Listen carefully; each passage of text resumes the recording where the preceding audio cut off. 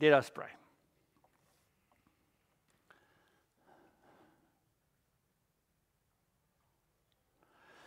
To the world, Paul said, what we are now doing is stupid. To come together and to worship a God that nobody can see, feel, or touch. To come together to sing praise songs and hymns. To baptize a baby, to have new people join a church, for what? That's what the world would say. For what? The Bible tells us it's utmost foolishness to try to live in this world without recognizing that there is a God. We come to you today and we thank you that we may know you, because you came to us and you spoke. You gave us your word. You gave us your spirit. You give us churches and people in our life that helped us to see you. This morning somebody said in a room, what brought me to Christ was this. What brought me to Christ was this person behind that person. What brought that person to Christ was the person behind that one. And here we are. You use us to bring people to get to know you. And we thank you for this. The Bible calls this wisdom, the utmost wisdom to know God that trumps the foolishness of this world. As we are going to look at this section, and you yourself were speaking, Lord Jesus, so we ask that you will help me. It's an interesting section that we may understand what it means for us today in the year 2025. We ask this in your name. Amen. So one of the most profound questions that I think humanity has been struggling with since sort of the beginning of time is the question, is there anything after death? Is there a life after death? Or are you just as dead as a dog or a cow or whatever animal that dies? You know, and if you look at the history of religions, you will find that that's the thing that most religions are trying to answer. Let me just get it. Is that they are trying to find out if there's a way to understand life and then what comes after life. So the Buddhists, you know, if you go and you look at the Buddhist religion, they would say, no, you know, you die and then you are reincarnated into something new and something different. And you are in this cycle of birth and rebirth, and you continue until you sort of get out of the cycle of suffering, and then they call it nirvana. Nirvana is where you sort of find your way in a new rebirth where you do not suffer too much. So you die, you will be reborn. There's this stupid story I read about, you know, this person who died, and the wife tried to get hold of him, and she said, how are you doing, you know, through medium? And he said, I'm wonderful. It's trees and it's mountains and it's grass and all of these things. And she says, it's beautiful. Is that heaven? He said, no, I'm a cow in Montana. Okay, but that's now part of the... So the Hindus, in a sense, are the same. You know, they say your soul is called Atma, you know, and you are reborn until you get to the king or the god Brahma. And that's sort of where you need to find yourself until you find this kind of peace that they call the ultimate reality. Up the street, we've got the Mormon temple. So they believe there are a spiritual world after death. And there are two options for you. The one is you can go to paradise, or you can go to a prison of the soul. And then at some point after the resurrection of Christ, and they believe some of the things that we believe in the Bible, then there are these 3 celestial kingdoms that you can go to, and I'm not going to talk about them now. You get a planet, and you can live on a planet and do your thing there. The Jehovah's Witnesses do not really believe that there's a life after death, except for 144,000 people. The moment was when they got to 144,000, they were in trouble.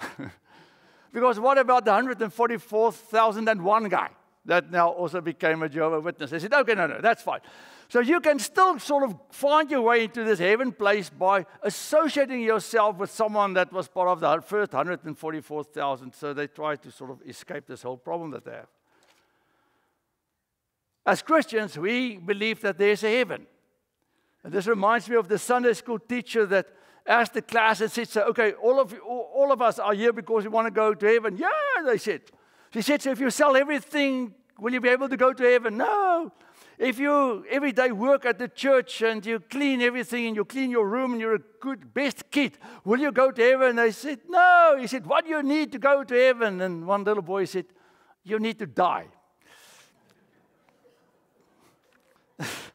That is probably the truth. Let's look at this section.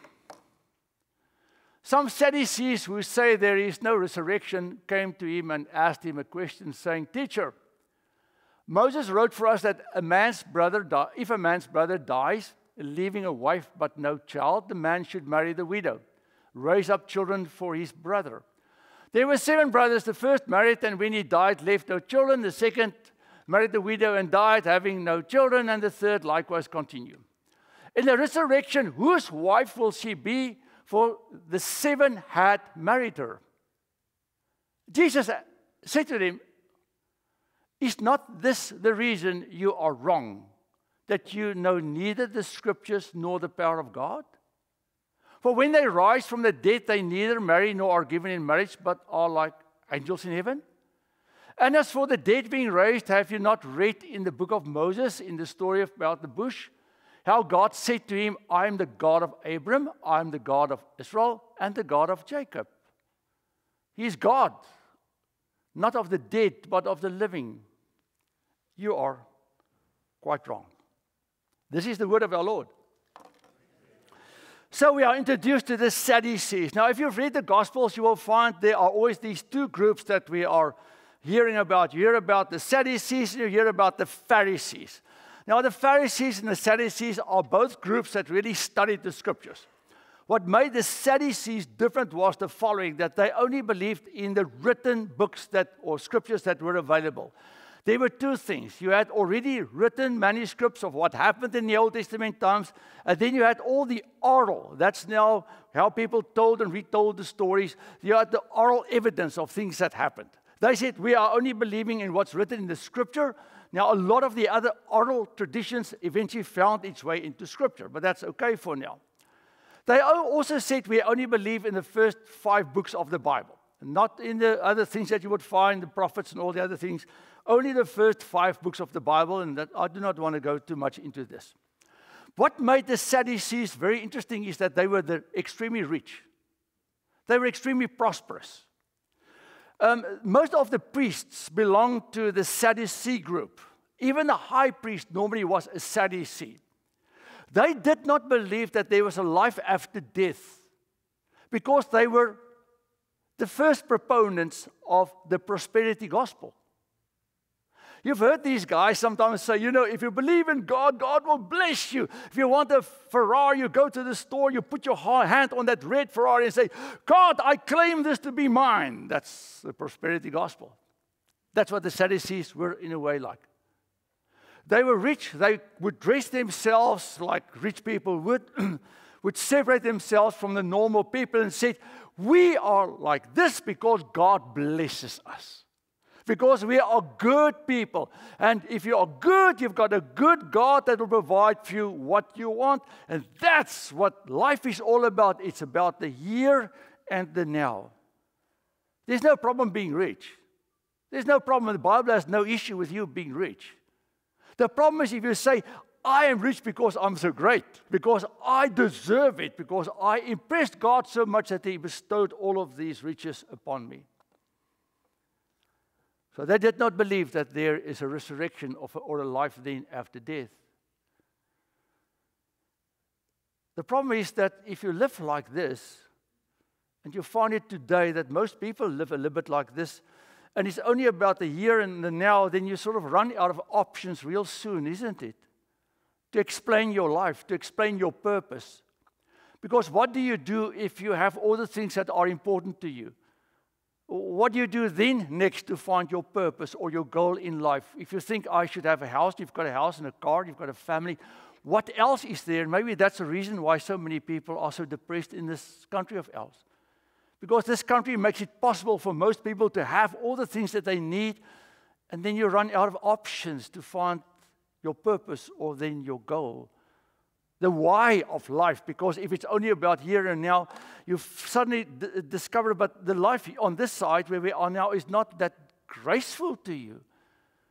Because you may have whatever you thought would give you joy and give you all of these things that you want, but still discover you are extremely a sad person, alone many times. They come to Jesus and they say to him, "Teacher." Actually, if I could mimic it for a moment, they probably saw Jesus and said, "Hey, teacher!" That was their attitude. "Hey, teacher!" They were not really interested in what he was going to say. They were setting a trap for him. We'll get to the trap in a moment.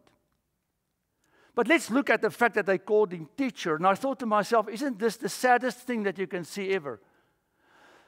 How would we not know about God if God kept silent? That's what the book of Hebrews talk about. That's what the Gospel of John, the whole first chapter of God, Gospel of John is almost all about. If God kept silent, we would not know who God is, because he's invisible to us. And the only way that an invisible God can become visible is by speaking.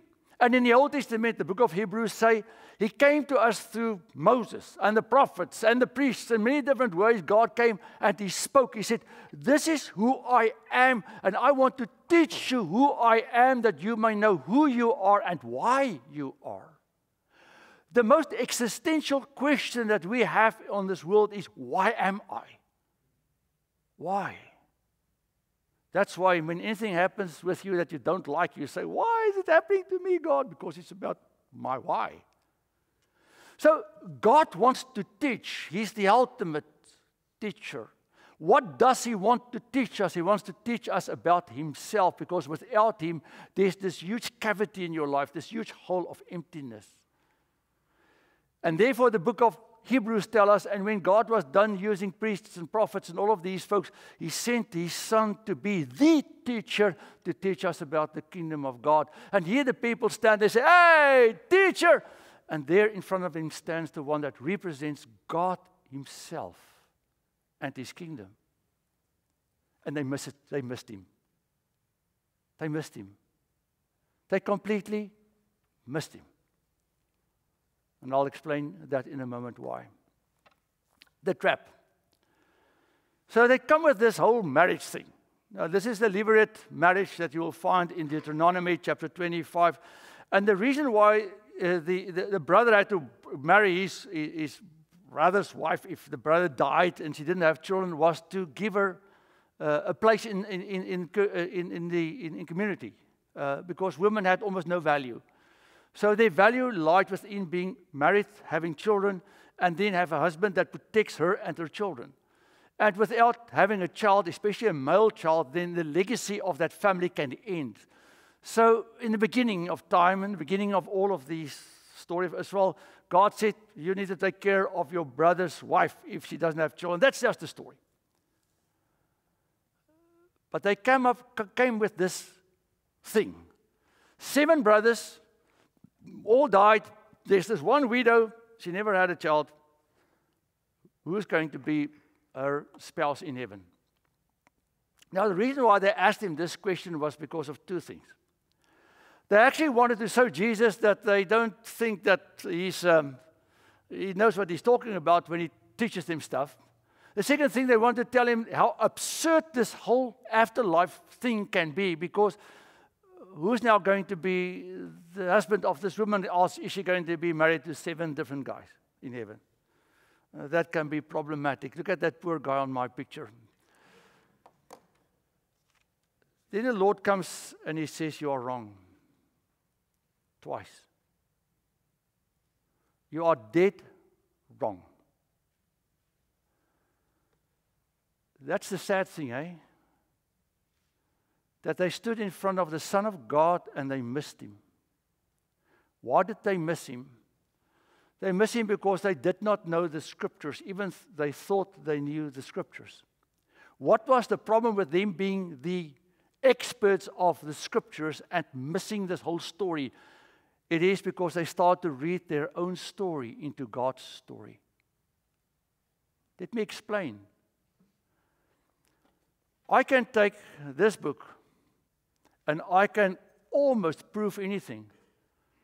Policemen in the Bible. Yeah, it says in Proverbs, in Psalms, they sit behind the bush and they catch you when you come by, Tennis, Moses served in Pharaoh's court. I'm just kidding now. I can continue with stupid things like these. If you take one verse, one sentence out of the Bible, and you start to design a story around it, you can have a story that seems fantastic. But it's your story. So what did these guys do? These guys went into the scriptures and they started to add to the scripture their own understanding of how it should be understood and how it should be shared, taught to others. You do not know the scriptures. You are dead wrong. How do I know that we are not dead wrong? How do I know I am not dead wrong? How can you trust me when you come to this church on a Sunday and you hear me preach and say that guy is not dead wrong? Because of Reformed theology. Let me go back there. What does Reformed theology mean? Reformed theology means that the only way that I can understand this Bible is by knowing this book extremely well, because this word will explain itself fully.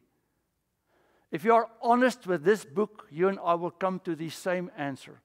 That's why we do not hide Bibles from people. We ask people to please read your Bible, do Bible study, study it with us, that you know what the Lord wants us to know. Now, I've many times said this, if I would give you a Bible, and I would put you on an island for 6 months, and that's the only book you've got, only a Bible, no radio, no other commentaries, just your Bible, and you read your Bible for 6 months, your theology and my theology will be the same. Your theology and my theology will be the same.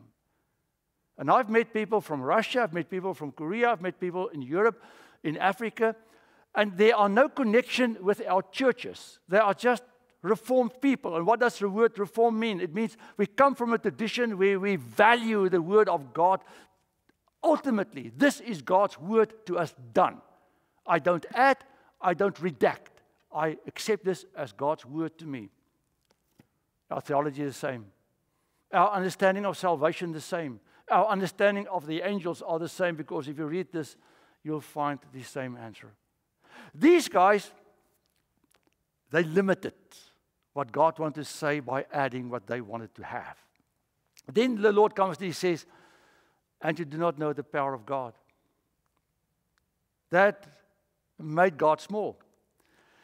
They decided there can't be a life after death because they've seen bodies decay, and they decide, based on their evidence and the way that humanity functions, then this is the end. And now Jesus comes and He looks them in the eye and said, you have no idea who this God is that I am talking about and who I represent on this earth as God Himself. What's impossible for man is always possible for God. And then the Lord comes and He says, there is an afterlife. There is a resurrection. Like the angels. Not an angel. Angels are separate. They're not the same as us. Angels are created beings that are different from who we are. Like angels, that just means that the Lord said there's a spiritual realm that you and I will enter into that's different from what we are now. Now, Paul comes and explains this in 1 Corinthians chapter 15. I'm not going to talk about this too much, but he uses the example of a seed. He says, if you've got a peach seed, you see the peach seed here at the bottom. Paul says, that's this body. This is 30. Now, wrinkled and oldish and hardish and not that great. When I die, Paul says, when you are planted, when you die, something different comes up, the tree. But the tree has everything that's in the seed. Because that's a peach tree. That's not a banana tree. That's not a citrus tree. That's a peach tree. So what Jesus says is, after your death, there will be something different, but it will be you. You will not lose your identity. You will not lose your soul. Then he comes and he talks about the fact of the resurrection. He says, the God of the living. Interesting that in the Exodus, it doesn't say the God of Abram, Isaac, and Jacob, God of Abram, Isaac, and Jacob. It says the God of Abram, the God of Isaac, the God of Jacob. Why is this in the Hebrew text so important? Because there's this connection between a living God, a living Abram, a living God, a living Isaac, a living God, a living Jacob. Jesus says, the God of the Bible is not a God of the dead, but the God of the living. There is an afterlife. My second last slide. What is the problem? The problem is that many times when we think about the afterlife, we want to create something that will fit us, and that's exactly what most religions do. You know, there's an Indian tribe here in America. They have this idea of an afterlife as a happy hunting ground because they like to hunt. The Vikings had this idea that when you die, you go to Valhalla. And the Vikings liked to fight. So they would say you fight the whole day, and then at the end, that's Valhalla. When you're in Valhalla, the heaven, you fight the whole day. At night, all the dead are raised, all the wounded are healed. Then they have this huge banquet, and they drink out of the skulls of the enemies. They drink a lot of wine, and the next day they fight all over again. That's what they do. The Muslims are from the desert. There's nothing. That's where Muhammad started his work. If you've ever been, Louise and I have been to Oman, we've been to UAE, we've driven through a desert, there's nothing. It was like 130 degrees outside when we were driving through that area. What's their heaven? Water. Water and all the sensual pleasures that you can imagine, because that is not part of the world that they live in. They haven't even seen probably green trees. They aren't really trees except a few palm trees. So if you read the description of a heaven for the Muslim, it is Bahamas on steroids. The Jews hated the sea. Therefore, it's even in the book of Revelation, in heaven there's no sea. Because they just didn't like the sea in any way, shape, or form. So, what's the problem with our understanding of the afterlife is that we many times go and we had a funeral yesterday. And it wasn't here, but I'm just saying at funerals many times you have this sense that people think the party we have now just continues in heaven. The Bible tells us it's going to be different. Because heaven is not a place. Heaven is a person. Heaven is a person. That's where these guys had this wrong idea. You see, it says here, for this reason they are before the throne of God to worship Him day by night, and He sitting on the throne will shelter them, and there will be no hunger and no thirst, and no sun will strike them, no scorching heat, and all of these things, and God Himself will wipe away every tear from their eyes. And all of these beautiful things are true, but you read the book of Revelation, to be in heaven means to be just with God. Be with someone that I always wanted to be with. When I met Louise when she was 15 and I was 16, I couldn't wait for us to one day get married. It took 7 years. We had to wait before he could get married. Because that was our desire, is to be together. If we can just be together. And we've been together, this July will be 45 years. Just to be together. Why do you sit in this church today? I hope you sit in this church because you want to be with God. That's what faith is all about. That is what all of these people missed. They thought, well, life is just about a party and just going on. And I hope one day when I die, I will be in a place that has these huge, stuff going around, whatever. And that's what's... No. Life is about knowing God and wanting to be with this God that's the most amazing one that you can imagine. There's no one in this world that loves you more than God loves you. God will wipe the tears of our eyes. He will make sure that we are not hungry and thirsty and struggling and suffering anymore. But He says that's nothing, because I will be there. Faith is saying, I know who God is. I know that He loves me. And I can't wait to be with this God. That's the afterlife. That's heaven. Amen.